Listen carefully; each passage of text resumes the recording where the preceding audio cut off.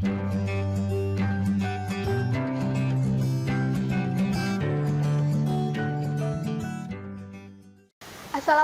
warahmatullahi wabarakatuh.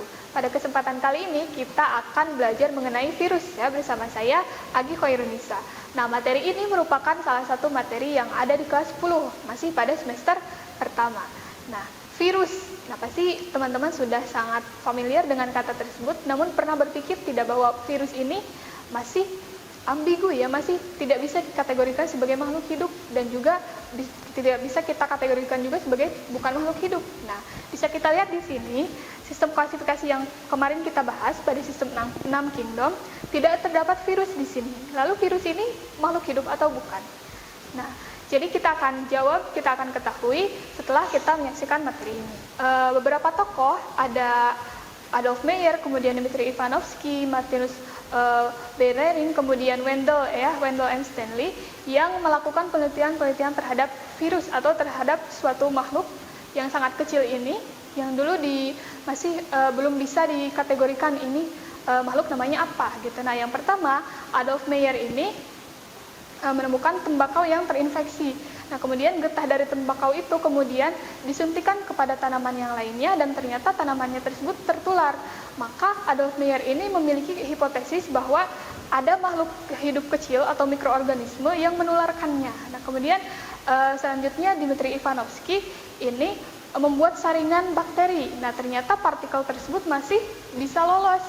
Itu berarti itu bukan bakteri, kata Dmitri Ivanovsky. Kemudian kata Martinus Behring melakukan percobaan. Ia menemukan bahwa partikel tersebut ternyata dapat bereproduksi, dapat bereplikasi, sehingga dia bisa memperbanyak diri dan menginfeksi inangnya. Kemudian Wendell and Stanley ternyata bisa mengkristalkan, bisa mengambil virus tersebut kemudian dikristalkan. Nah, ini yang menjadi pemicu perdebatan apakah virus ini makhluk hidup atau bukan gitu, karena bisa dikristalkan sedangkan makhluk hidup lain tidak bisa dikristalkan. Nah, selanjutnya struktur virus. Nah, ini adalah salah satu contoh gambar virus yang sederhana namanya adalah bakteriofag. Bakteriofag ini merupakan salah satu virus yang menginfeksi bakteri gitu. Jadi jangan keliru, bakteriofag ini bukan bakteri tapi virus virus yang menginfeksi bakteri.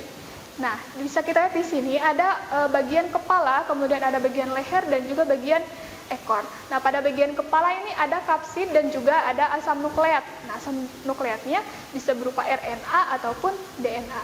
Nah, pada bagian leher, di bawah bagian leher ada bagian ekor. Dan yang pertama adalah ada selubung ekor, kemudian ada serabut ekor dan juga ada lempeng dasar di bawahnya. Dan selain itu di bawahnya pada bakteriofag ini juga ada jarum penusuk yang nanti digunakan sebagai alat untuk injeksi kepada bakteri yang dia infeksi. Kemudian bentuk-bentuk virus, yang pertama ada yang bentuknya seperti batang. Nah, ini contohnya adalah tobacco mosaic virus atau virus yang menginfeksi tanaman tembakau.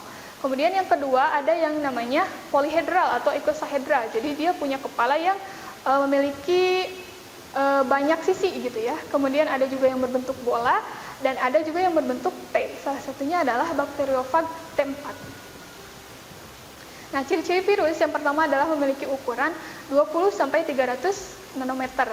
Kemudian memiliki struktur yang simetris. Organismenya merupakan organisme non-selular. Nah, ini tidak ada selnya gitu karena ternyata hanya bisa kita lihat tadi pada strukturnya hanya memiliki asam nukleat saja. Asam nukleat yang dibungkus yang dibungkus oleh kepala tadi. Kemudian merupakan parasit obligat atau parasit yang hanya dapat hidup pada makhluk hidup. Jadi virus ini kalau di dalam udara bebas itu bukan virus namanya gitu, tapi masih calon virus itu. Jadi dia tidak akan menginfeksi kalau di dalam udara gitu, tapi ketika sudah menempel pada inangnya, baik pada manusia, hewan, tumbuhan, dan yang lainnya, maka dia akan bisa bereplikasi atau memperbanyak diri, sehingga menginfeksi sel-sel yang dia injeksi gitu. Kemudian tubuhnya dilindungi oleh kapsid. Nah, kebanyakan hanya memiliki bahan intinya satu aja, bisa DNA ataupun RNA, tidak seperti kita manusia dan juga hewan. Ada DNA, ada RNA, tapi biasanya virus itu hanya satu jenis saja. Nah, virus ini juga dapat dikristalkan dan juga dapat memperbanyak diri pada sel atau jaringan hidup. Dan virus tidak mengalami reproduksi dan yang lain sebagainya ya. Kemudian virus versus sel ya, virus versus sel. Nah, apa bedanya virus dengan sel? Tadi sudah disebutkan bahwa virus ini belum bisa dikategorikan sebagai makhluk hidup karena dia tidak bisa hidup sendiri gitu ya. Dia hanya bisa hidup di inangnya saja. Kemudian juga secara ukuran dia lebih kecil daripada sel. Kemudian metabolismenya tidak mengalami metabolisme ya, tidak ada respirasi, kemudian tidak ada reproduksi, yang ada hanya replikasi. Tidak ada ekskresi dan lain sebagainya. Organel, nah berbeda dengan sel-sel lainnya, nanti dibahas di kelas 11, sel-sel pada makhluk hidup itu punya organel, sedangkan virus itu tidak punya organel. Kemudian siklus hidupnya tidak memiliki siklus hidup ya, sehingga bagaimana sesuatu bisa dikatakan hidup sedangkan dia tidak memiliki siklus hidup gitu. Selanjutnya genetik materialnya bisa DNA atau RNA. Nah, selanjutnya mengapa virus bisa memperbanyak diri padahal dia belum dapat digolongkan sebagai makhluk hidup? Jawabannya adalah karena virus melakukan replikasi yang terdiri dari dua daur. Yang pertama ada daur litik dan juga daur lisogenik ya. Daur litik ini berarti menghasilkan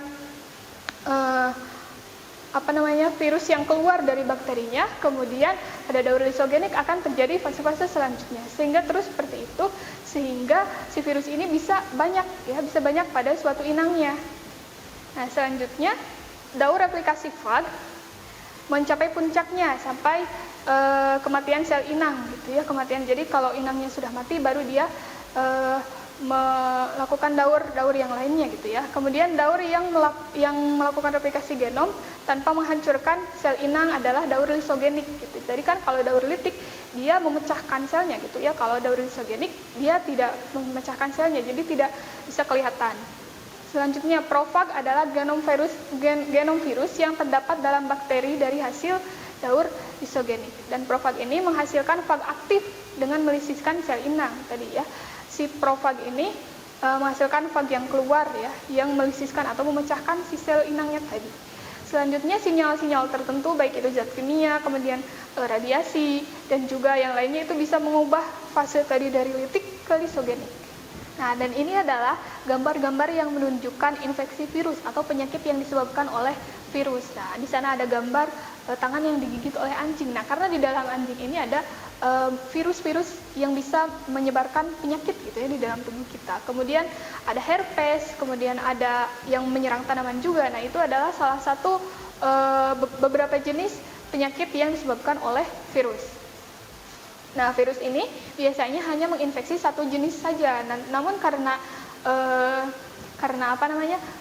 bermutasi atau terus melakukan perubahan genetik yang ada di dalam tubuhnya, sehingga dia bisa punya kemampuan untuk menginfeksi makhluk hidup yang lainnya. Misalnya saja HIV. Nah, HIV ini pada awalnya hanya menyerang primata yang lain selain manusia gitu. Tapi pada perkembangannya sampai saat ini HIV bahkan bisa menginfeksi manusia. Nah, begitu juga dengan SARS ya, dengan virus-virus serupa dengan virus corona saat ini, meskipun pada awalnya ternyata tidak menyerang manusia, ternyata sekarang bisa menyerang manusia dan mungkin bisa saja menyerang yang lainnya karena dia akan terus bermutasi atau melakukan perubahan pengaturan di dalam tubuhnya oleh materi genetiknya gitu.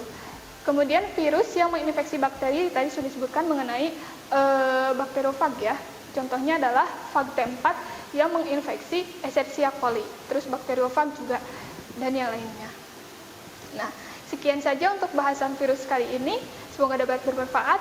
Wassalamualaikum warahmatullahi wabarakatuh. Kunjungi sosial media lainnya seperti website kami di pkbmalfata.com, Facebook PKB Malfata Mananjaya, Instagram PKB Malfata _official. Dan terima kasih telah klik video ini. Jangan lupa like, comment, share, and subscribe untuk menunjukkan dukungan kamu terhadap channel ini. Enjoy the video PKB Malfata.